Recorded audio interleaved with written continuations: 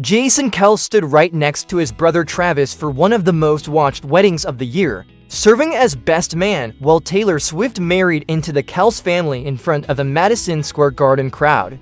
Everyone wanted to know what Jason actually thought about the whole thing. Now he has finally said it. Jason Kelce shared his opinion on Taylor Swift and Travis Kelce's July 3rd wedding, where he served as his brother's best man, while Austin Swift stood as his sister's man of honor. So what does the person closest to the groom, physically standing beside him at the altar, actually think about a wedding this massive and this public? Jason's position in this story carries a specific kind of weight that outside commentary simply cannot match. As Travis's older brother, and as someone who spent his own NFL career largely out of the spotlight his brother now occupies, Jason has watched the Swift and Kelce relationship unfold from the closest possible vantage point since it became public in 2023. His opinion on the wedding is not outside speculation. It is a first-hand account from someone who stood at the center of the event itself. That distinction matters more than it might initially seem. Fans have spent 2 years consuming coverage of this relationship almost entirely through outside observation. Photographers, commentators, and analysts reading meaning into public appearances from a distance. A comment from Jason cuts through all of that second-hand interpretation, offering something closer to ground truth from inside the family rather than another layer of speculation added on top of everything already circulating. That proximity raises an interesting question worth sitting with. Does being this close to a massively public event change how someone actually experiences it compared to how it looks from the outside? For Jason, the wedding was simultaneously an intensely personal family moment, his younger brother getting married, and a full-scale media event covered by nearly every entertainment outlet in the country. Balancing those two realities, the personal and the public, is not something most best men ever have to navigate at this scale. Jason's wife, Kylie Kelce, had already shared her own enthusiastic review of the event before Jason weighed in himself, giving fans a first layer of insider reaction from someone who attended as a guest rather than standing at the altar.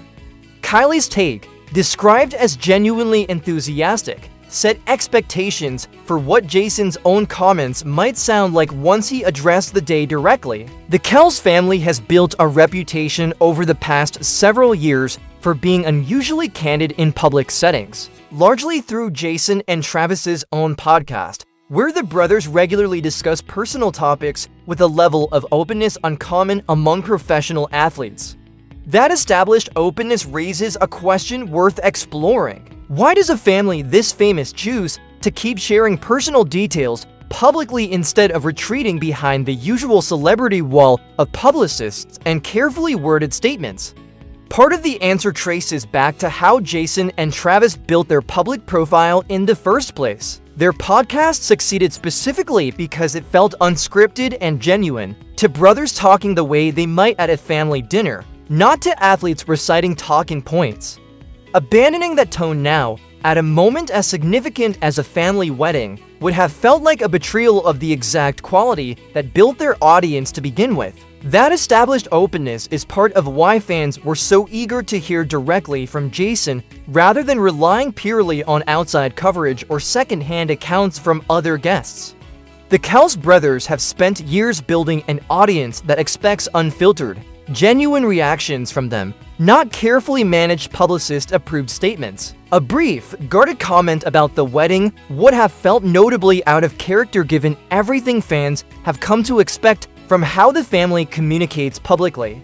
The choice of Austin Swift as man of honor for his sister added its own layer of interest to the ceremony's structure, a departure from traditional wedding roles that generated conversation in its own right. Alongside Jason's role as best man on the other side of the aisle, weddings this publicly documented tend to have every structural choice, who stood where, who held which role, treated as meaningful by an audience parsing every available detail for insight into the family dynamics at play. For a wedding that already generated an unusually long tail of follow-up coverage, guest reactions, absentee explanations, small human mishaps like a deleted invitation, Jason's own comments add one of the more anticipated pieces to that ongoing story. Unlike outside guests or industry commentators, Jason's perspective carries the specific credibility of someone who was not just present, but actively part of the ceremony's formal structure, standing exactly where family stands at a wedding this significant. There is a broader pattern worth noticing in how this particular wedding has been covered compared to typical celebrity ceremonies. Most high-profile weddings generate a single dominant narrative, the dress, the venue, maybe one standout guest photo, before coverage moves on within a few days. This one has instead produced a rolling series of individual stories, each one centered on a different person's perspective on the same event. Kylie's review, Lana Del Rey's explanation for her absence. Now Jason's own take. That structure keeps the story alive far longer than a single ceremony typically would, essentially turning one wedding into a multi-week content cycle built entirely from different vantage points on the same day. Whatever Jason ultimately said about the day, his willingness to address it publicly, following the pattern already set by his wife's own comments, keeps the Kelce family's approach to this entire chapter consistent with how they have handled public attention throughout Travis and Taylor's relationship, openly, directly, and without much interest in guarding details the public was clearly going to ask about anyway. Here's what makes this different from typical celebrity wedding coverage. Most famous couples handle press through a publicist, one official statement, no follow-up, story dies in a week. The Kelces do the opposite. Jason and Travis built an entire podcast career on talking like normal guys instead of guarded celebrities, and that habit doesn't switch off for a wedding. So instead of one polished quote, you get Kylie's reaction first, then Jason's, each one landing as its own separate news cycle instead of getting bundled into a single wrap-up story.